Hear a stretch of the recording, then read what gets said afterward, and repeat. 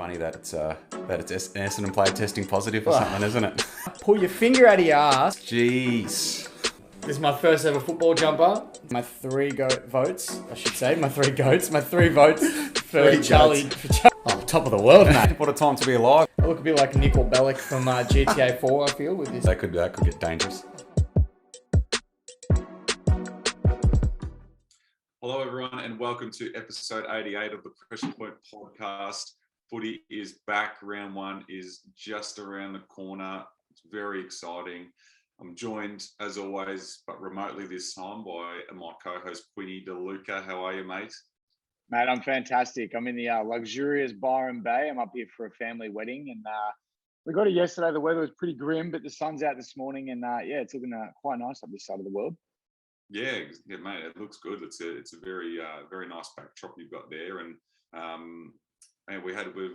we planned to record about an hour ago, and what's been happening in the background over there? It's been a very delayed and rocky start. It's been ridiculous. I got the family running around the house. So we started off, I was outside, and then the internet connection was a bit crazy. So I've come back in next to the modem, and then to get the family out of the house just to go for a walk has been an absolute nightmare. And it's been, it's all turned to shit pretty much. But we've got them out of the house now, and we're good to go. We're ready.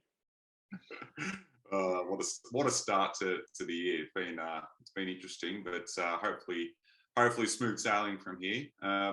But mate, how are you feeling after our Kudafidis episode? I know it took me a while to come back down to earth after it. How are you feeling after it? I think you needed a cold shower after we finished the Kudafidis episode. You were just sweating the whole way. Yeah, just to bring you back to earth. But no, fantastic. It was amazing to have a chat with someone as highly regarded as Kudafidis was, and just to get his insight and, obviously the premierships and just what the Blues went through and all that was, it was something quite special. And just to hear him say that Richo was his toughest opponent made me quite happy as well. Yeah, it was incredible. I just couldn't believe what we were, I remember halfway through it, I was like, oh my, well, we're interviewing Anthony Kudafidis here, and my childhood hero, someone I looked up to as a kid and watched many games. And, I was telling you my MSN name when we were kids was Cuda_champion_43. So it's fair to say I like the bloke. So to have him on the podcast was huge, and something was incredible. It just shows how far we've come since we've started, doesn't it? Oh, absolutely. I mean, when we first kicked this off, we were sort of having any type of guest on was probably a bit of a stretch in our imagination. So to have the guests that we've had already, and then to top it off this year with Kudafidis as a start, it's really exciting stuff. Yeah, for sure. No, very, very good. It's been a big week, but mate, footy's here. Round one is starting this week, and it's very exciting. I know the build up for it's been huge, especially with crowds being back to 100%, and we're both going. It's the first Carlton-Richmond game that we've been able to go to since we've started the podcast, really, even though we're not going together, but it's the first one we can actually go to, and it's very exciting. So but it all starts on Wednesday night between the D's and the Dogs, a grand final rematch. I mean, usually we open the season, but if there was any other game to kick us off from that slot, it's probably going to be this one, isn't it? 100% it is. And I think the build up to last year's grand final was massive, as those two clubs sort of were, probably the best two all year. So to have them starting off, round one this year is going to be amazing. And hopefully neither side has sort of lost any sort of form, and we're going to get a game similar to the grand final, but hopefully not as much of a blowout in the last two quarters there. Yeah, definitely. I think it's going to be jam-packed, this game. All the Melbourne supporters that obviously couldn't watch the grand final last year and the whole final series, really. And I think they're all going to pack out the MCG on Wednesday night against a fierce opponent in the Doggies. And I mean, just going off their form and going off the grand final form, it's hard to see Melbourne not winning this game, as good as the Bulldogs are. But and it's going to be interesting to see how much that big grand final loss has affected the Doggies as well. Yeah, every team reacts differently. I think the grand final losses, I'm hoping the Dogs are one of those teams that bounces back quite strong and have learnt from their mistakes. And I guess you'd want to be able to shut down the D's midfield, because in the end, that's what sort of hurt them, especially in that third quarter of last year's grand final. So it'll be interesting to see what the Dogs do to bounce back from this win. But yeah, I think, like you said, it is hard to see Melbourne losing this one. Yeah. So is that you tipping the D's? Yeah, we'll tip the D's. We'll tip the D's for the round one win. But I think it honestly could go either way. But yeah, obviously we've got to pick someone. I'm not going to sit on the fence. So yeah, Melbourne for me. Yeah. Melbourne for me as well. All right, let's move on to Thursday nights, the game we've been looking forward to the most. I mean, it's the most hyped game for me personally, anyway. You know, since we've had these round one openers against Richmond, it's always been this build up. Always very much looking forward to the round one game against Richmond, and Thursday night this week it's going to be massive. And how are you feeling about it? I know you've been telling me that Carlton have to win this one. Like, you're not going to be surprised if Carlton win. How are you feeling, knowing that Carlton are hopefully going to be a little bit better this year? Yeah, a little bit nervous. And I guess the last few years, it's always just more excitement that footy's back and all the rest of it. But obviously that's still coming as well. But yeah, a little bit nervous this year with the list you guys have got, the players you've picked up, what you guys did to Melbourne in the practice match. Although being at a practice match still, looked really impressive. Cripps looks back to his best. And we've got a couple of injuries that might hurt us as well in our back line with, especially with you guys having Harry Mackay and Charlie Curnow firing together. So I am nervous. I am very excited, though, just to have football back, to be honest, and see where each team is at. And there is the joke every year that, round one is Carlton's grand final. But I reckon this year with the list you guys have, I think you guys, should have this as a good stepping stone into playing finals in general. So now it'll be exciting. It'll be very exciting, but hard to pick this one. Yeah, for sure. I mean, again, this is probably going to be, hopefully, 90,000 people at the MCG, if not more.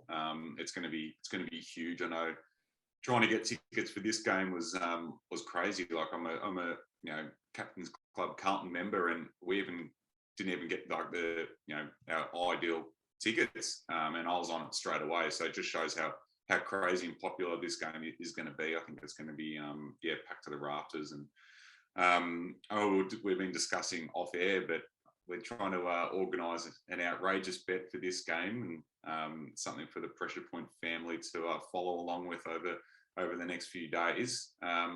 What have we decided? We're going to put it out to a fan vote, aren't we?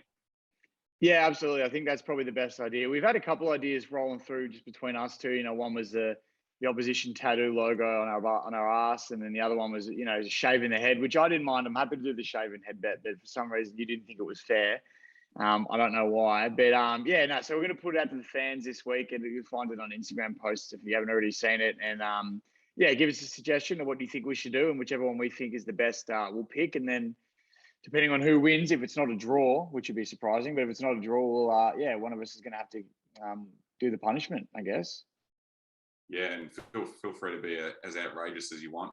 We'll take all the options on board and pick the best one from there, and we'll give you a shout out as well if we go with your one. So it's make it a little bit more fun, and we'll obviously we'll film it and post it and all that sort of stuff over the next the week after the game. So it'd be a little bit of fun. And if I'm ever going to put a bet on this game, it's probably going to be this one where we're a bit more of a chance than we've been the last few years. So so it's going to be good fun, and very much looking forward to it. So it's going to be a big night at the G on Thursday. So I guess it goes without saying that you'll be tipping Carlton for this one, and I'll be tipping the Tigers.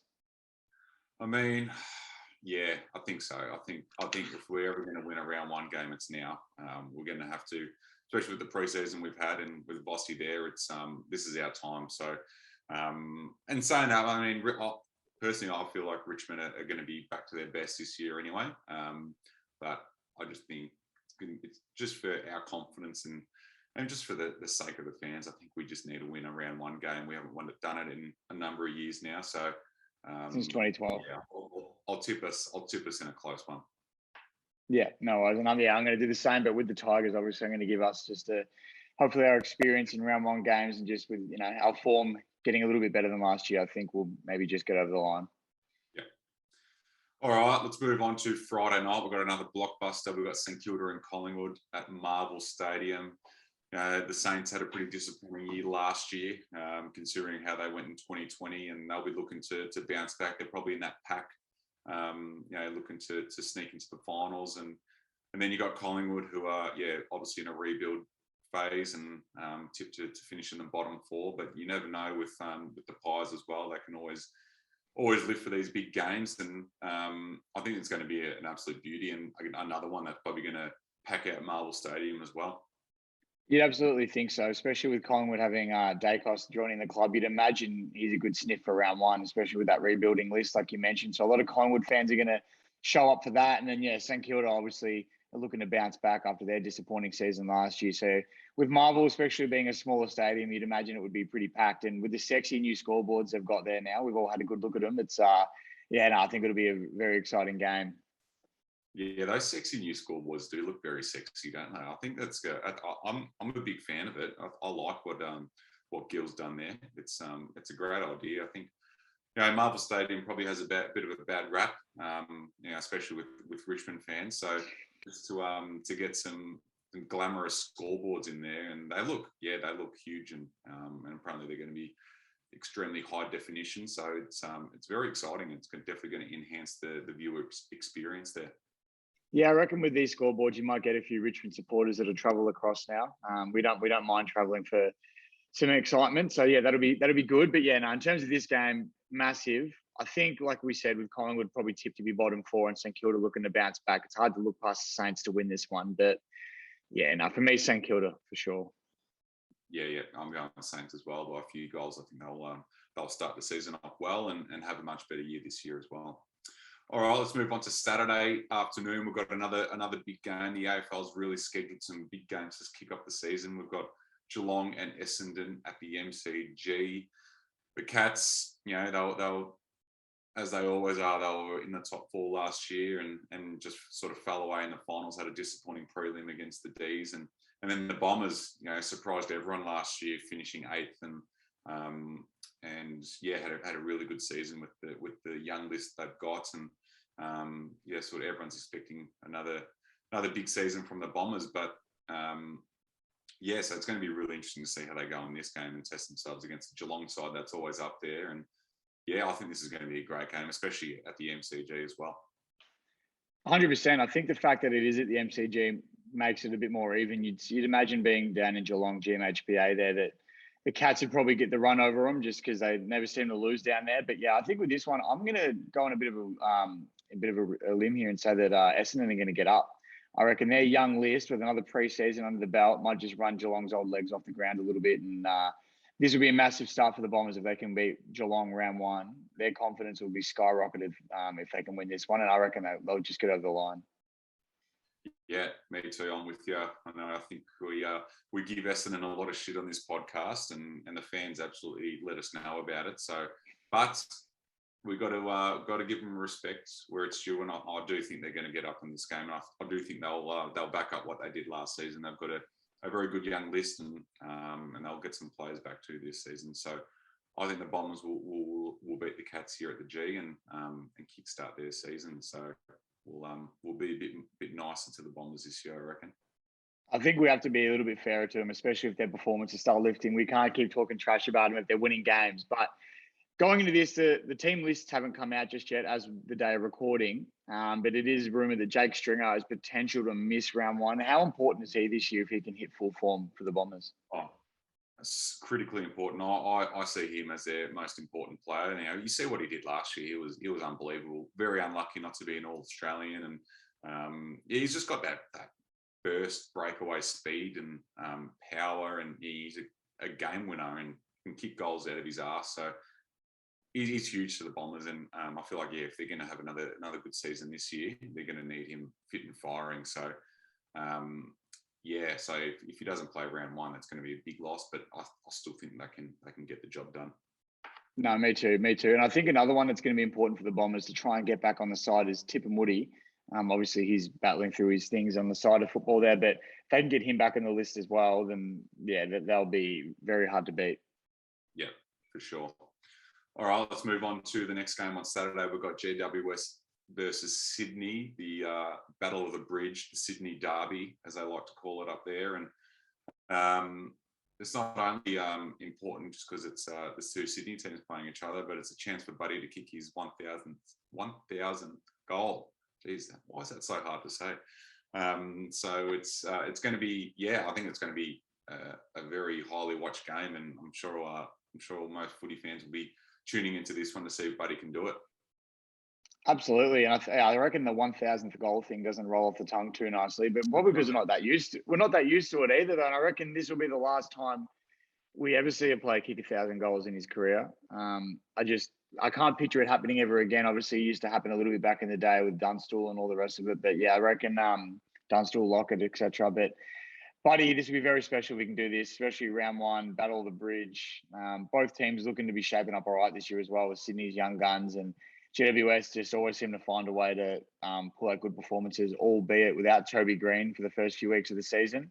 It'll be a very, very big game, but again, hard to look past Sydney. I reckon their list is too strong, too talented, and this preseason that Isaac Heaney is reportedly having, I reckon he's going to tear the competition apart this year. Yeah, for sure. I think, I think these two teams will definitely feature in September later in the year, and they had an unbelievable elimination final against each other too last year, which was great. So I think they'll both be up there again this year. So yeah, aside from the buddy factor, I think this is going to be a great game, and I do think Sydney will win. I think they'll be right up there again this year. Absolutely. Let's move on to Brisbane and Port Adelaide, also on Saturday night at the Gabba. Another ripping contest. This one, the AFL has really set up round one with some great matchups, and two teams that are predicted to both finish in the top four come season's end. And Brisbane were slightly down last year. They still managed to sneak into the top four, but only just. They started off pretty slow and made a bit of a charge. So everyone's expecting them to be back this year with the injuries that they had last year, all those players returning. And then there's Port Adelaide, who made a prelim last year, should have made a grand final. They've choked the last 2 years having home prelims and not making the grand final. So their premiership window's open, but slowly closing at the same time. So they're going to need to make some moves this year. So this is going to be a great contest, and I'm really looking forward to this one. This will be huge. And I think with playing finals continuous years in a row, like you said, it takes a lot out of a team, because you go deeper into September, you have less of a break, and it starts to wear thin. So losing two home prelims in a row is going to start to hurt Port Adelaide. And like you said, if they can't make a good stint at it this year and make the grand final, you just wonder how long that window is going to be open for. And then the Lions, the same thing. They've been up there as well for the last few years now and haven't quite gotten there either. So they're probably both in a similar position where they both really need to. It's kind of grand final. I don't want to say grand final or bust, but it's sort of getting to that point at the moment. But I reckon this game here comes down to whose home ground it was going to be at. And I just can't see Brisbane losing at the Gabba round one, Port Adelaide. I don't see them losing. So for me, I'm tipping the Lions on this one. But I think if it was at Adelaide Oval, I'd be going Port. So it's going to be a very close game. Yeah, definitely. Yeah, I think Brisbane as well at the Gabba. They've got all their superstars back, and I think Joe Danaher is probably going to have a much better year this year as well. And then Lachie Neale, hopefully injury free too. So I think the Lions will be too strong at the Gabba. In terms of the AFL scheduling these big matches, do you reckon that's a factor in trying to get as many crowds back to the games as possible? But obviously, the last couple of years the crowds are a bit smaller. You think kicking round one off with a bang is probably the best way to do it?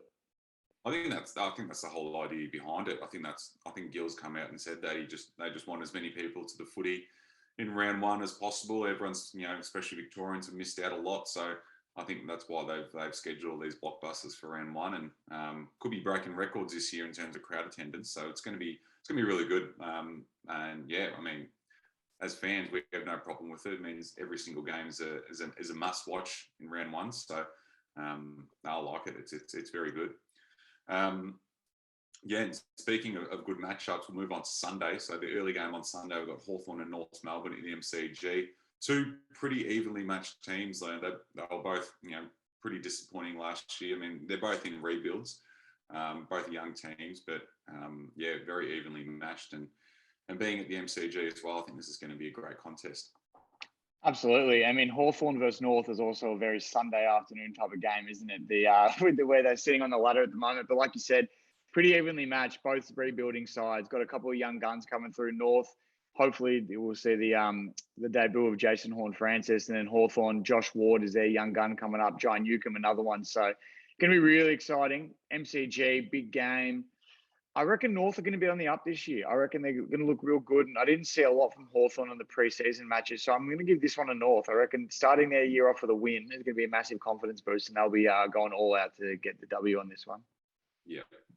I know in my season predictions that got posted the other day, Hawthorn will be my wooden spooners. So I don't see them improving a lot this year. I think they're, but it's not a negative. I think they're just in that phase. They're in rebuild mode. A very young team, a new coach. So I think they'll have a pretty tough season. And yeah, I think North will improve as well. They've got a very good young list, and I know all their fans and members are pretty excited for what's to come this year. And I don't think they'll be pushing for the finals, but I think they'll improve a lot on what they did last year, and I think they'll get up here as well. How big of a pickup do you think Hugh Greenwood's going to be for North, especially considering they got him for free? Yeah, huge. I think you just add to that midfield and the experience in there as well. They've got a pretty good engine room too, North. So I think that pickup, it was huge, and he'll do some good things there. And yeah, I'm very excited for what North can do this year. I think they'll surprise a few teams. Yeah, absolutely. So yeah, North for me. All right. The next game on Sunday, we've got Adelaide and Freo at the Adelaide Oval. Another very interesting clash. Everyone's expecting Freo to again be in that sort of pack pushing for finals, and then Adelaide's a bit of an unknown. We don't know if they're going to sort of hover around the bottom again, or if they're going to make a big jump. They've got a good young list as well, so this is going to be a pretty good contest too. 100% it's going to be. And like you said, Freo is one of those sort of 5 or 6 teams that are looking to push into the top 8, and probably every chance to. It's just, who do you knock out? That's the biggest question at the moment, is who falls out of the 8 and who goes in. And Freo is one of those teams hovering around there. There's a loss of Adam Chera hurt, maybe a little bit, but I think they've got a pretty good list regardless, and I reckon they'll still be able to push for finals. So I reckon they're going to kick their season off with a bang against the Crows, but the Crows are up and coming. So I still think they'll probably bottom 4, Adelaide. I don't see them pushing out of that bottom 4, but I reckon you're going to see some massive improvements from them and a lot to look forward to for the future. But for round 1, I'm seeing Freo get up in this one. Yeah, same. Yeah, it's hard to look past Freo just with the talent that they've got, and Adelaide without Tex Walker as well for a few weeks will hurt them up forward. So I think Freo will also get up in this one too. All right, and the final game of the opening round, we've got West Coast and the Gold Coast at Optus Stadium on Sunday night Melbourne time, Sunday afternoon Perth time. And I mean, the way everyone's sort of looking at West Coast this year, I think this game is going to be a pretty tight contest, to be honest. I mean, this time last year, you probably wouldn't have given Gold Coast a chance up there, but I think they're definitely a chance to knock over the Eagles on their home deck. Absolutely. I mean, not many teams do that. Not many teams can fly to WA and knock the Eagles over. But with the preseason they've had, the West Coast Eagles, and the injuries that they've suffered, you think it's going to be a really tough season for them. It's going to be a bit of a long slog. And yeah, coming up against the Suns, who are looking to make an impact this year, and they kind of have to. Otherwise, Stewie Jew's potentially out the door, and a lot of other things at stake here. So I think the Suns will push, but I reckon West Coast now, having Jack Darling get vaccinated during the week, and he'll be ready to play for round 1, I believe. I reckon they'll just get the job done, but it's going to be close. That's right. Yeah, Jack Darling. That's recent news as well. He's back. I think last week on our first episode back, we wrote him off and said he was gone. West Coast have lost him, but all of a sudden he's done a backflip and he's gotten jabbed, so he's back into the team. Yeah, that's it. He's come right back in. I bet you're wishing Liam Jones did something similar to that late last year. But he's back in the side, which is massive for the Eagles, because with the injuries, like I said before, they're going to need some experience, and being such a big man up forward, it'd hurt without him. Yeah, for sure. But I'm going to go out and I'm going to tip the Gold Coast Suns in this game. I think they've had a really strong preseason, and I think people are going to be being a little bit harsh on them. I don't think they're going to be as bad as what people think, and I think they'll get the job done here. And I think that's going to mount some really early pressure on West Coast as well. Absolutely. How important is the King signing during the week? Huge. That is huge for them. That's arguably their most important player, and it just shows his commitment to the club, and they need that. Like they need players like him to stay for that club to survive. Really, they need to keep that core group there, and especially he's just done his ACL and he's signed on. So that just shows how keen he is, and at least that the club's doing something right up there as well. Yeah, and I believe he has come back to Melbourne just to do his rehab and spend time with his family. And I think a lot of people sort of expected him to join his brother at St Kilda and sign with them. So for him to stay obviously shows a lot of faith in what direction the Suns are heading. And with some other players like Took Miller has also come out and said he never wants to leave. I think it's a good start for the Suns. And if they can hold on to those players, which they've struggled to do in the past, who knows what? The sky's the limit for them, really. Yeah, exactly. So yeah, I'm tipping Gold Coast to do all right this year, and I think they'll be in that pack again. That's between that 8th to 12th ranked teams. So it's going to be interesting to see how that plays out. But that is all the games for round one. It's as we said numerous times, it's going to be a very exciting round and some big matchups to look forward to, isn't it? Oh, absolutely, there is. Like we said, Gil's done a great job in scheduling the round one matches. We're just kicking us all off with a bang, and we're going to be all eagerly watching pretty much every game. I know for the first game, D's versus Dogs, I'm going to be in the Gold Coast. So I'm going to be trying to find a pub there that shows football, which is a little bit harder to find being such a rugby-dominated area. But I'm sure I'll find something that shows it there. And then flying back for round one, I'm landing on the day of, go straight to Richmond, sit at the London Tavern, I reckon, get kick-started for the game. And then, yeah, every other game for the week is going to be really exciting as well. So just good to have footy back properly this time. Yeah, absolutely. Can't wait. All right, let's move on to a new segment that we're doing this year. It's called Crimea River, and I think you're kicking us off with this first one, aren't you? Yeah, absolutely. It's going to be a bit of a rant, essentially, each week, depending on which one of us has something to talk about. But for me, again, I do tend to be known as a bit of an umpire basher, and I'm not actually bashing the umpires this time, but it is to do with the umpires, and that's once again with the crackdown that we've had. We saw the 850-meter penalties against the D's during the week, and we saw a few other teams suffer some big 50s for complaining to the umpires. And I understand what the AFL was trying to do, but I think they've gone about it the wrong way. Rather than tell players, fair enough, don't abuse the umpires. I agree with that. But we saw players shaking their head after a decision and having 50-meter penalties paid. You're allowed to disagree with what the umpires said. Just don't abuse him. That's completely fair enough. And I understand there is a lack of umpires at the moment in the junior levels and all the way up. So I believe the Southern Footy League here in Melbourne actually made the boundary rule. So there's no boundary umpires at the moment in some of the divisions. It's just last touch gets a free kick to the other team. So yeah, I don't like the sound of that and how that's going. But I think one way to do it is just to stop changing either the rules or the interpretations every year and making the umpire's job so much harder. I mean, that's the reason why they make a few silly calls that the players and fans disagree with. It's because the rules aren't black and white, and they should be. We're the only game in the world that changes so regularly, whether that's an interpretation or just bringing in a new rule altogether. I don't understand why you'd make our umpire's job so hard and then get confused when no one wants to sign up to be an umpire. And I don't want to sign up to be an umpire where the rules change constantly and I know I'm just going to get abused after, making a poor decision, which is going to happen quite regularly. That's just the nature of the game. Everyone makes mistakes. But if the rules were consistent every year, those mistakes wouldn't be as consistent and you wouldn't have that. So for me, leave the rules, stop changing interpretations. Things are working just fine. Don't need to touch it. And watch how much better the umpiring gets when there's less confusion. Everybody keeps saying, it'll take 5 or 6 weeks and then it'll sort of even itself out and things will smooth out. But why should the first 6 weeks, why do we have to be unsure about what the rules are and, between players and umpires? We should know coming into the season. We shouldn't take 5 or 6 weeks to smooth out. So for me, leave it alone. I've said this before on the podcast, leave it alone.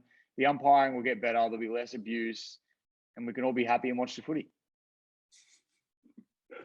Love it, mate. That was good. That was really good. That was a fair rant, and what a way to start 2022 with that new segment, eh? Well, you're lucky I'm on holiday at the moment. I'm quite peaceful, and I was a bit mellow with that one. I could have got a bit more fired up because I am quite passionate about the rule changes that we have every year. So, yeah, I'm lucky I'm on holiday. Yeah, no, I love it, mate. That's good. And then another new segment we're going to introduce this year is Sauce's Big Call, and we might rotate in that, into Quinn's Big Call, but I'll kick it off for season 2022. And my big call for this round is for Buddy to kick his 1,000th goal before half time. So he only needs 5 goals, and I think the Swans players will definitely be looking for him. I remember when he kicked his 100th goal in 2008, and the Hawthorn players are just absolutely looking for him, and I think they'll do the same. And it's Buddy Franklin. He's as motivated as ever, and I think he'll be very keen to get that done as quick as he can. And I think he'll have his 5th goal before half time, and we'll have all the fans streaming onto the ground. And it's probably going to be the last time that we're going to see something like that. So my big call, Buddy, to kick 5 before half time and get that 1,000. I can't pronounce it, honestly. Get his 1,000 goals of his career. There we go. That probably doesn't make sense, but that'll do. Just say 1,000. It's just easier for you. But mate, that is a huge call. But 5 before half time, you don't see that very often, especially in today's game. But I think I almost agree with you there. With Sydney's midfield, I reckon they'll just be looking to hit him up at every opportunity. And Buddy is such an intelligent forward. He just knows where the footy's going to be, where to position his body. You give him every chance. Just with what we've seen him do in the past, despite his age, you just reckon he could do it. So I don't reckon you're too far off the mark there, and that's a massive way to start Sauce's big call. Absolutely, yeah. I think he's going to do it, and if anyone can, it's going to be Buddy. So it's going to be very interesting to see how that game pans out on Saturday nights. But that's it, mate. That's pretty much a wrap for this episode. It's good to be back. We're a couple of episodes in for the season now, and our first preview episode, and it's very exciting. You can really smell it, and footy's it's a buzz in Melbourne at the moment as well, and with things somewhat back to normal, it's very exciting. So can't wait, and especially for Thursday night as well, and to see what happens after that game. I'm starting to get a bit nervous for it as well. Yeah, I'm not looking forward to what some of the fans send in terms of punishment ideas for whoever's team loses. But nonetheless, it's going to be exciting just to build up to it. Even driving to the airport yesterday on the way through Melbourne, all the signs, the footy festival that's going on at the moment. We had the Captain's Day the other day, the Fox Footy launched the week before. It's that time of the year where everything's really building up, and it's probably my favourite time of the year apart from finals. So really looking forward to the start of the season, and I just can't wait to get it all underway. Yeah, absolutely. All right. Well, make sure you leave us a review, give us some feedback. It's very important to us, and Spotify's also changed some things around since we finished up last year, where you can now leave a review on Spotify. So I know a lot of you listen to us via Spotify, so make sure you leave us a review there. It certainly helps. It helps not only us, but it helps get this podcast out to many other fans Australia-wide as well. So it's very important and means a lot. So thank you for all your support, and we'll chat after round 1.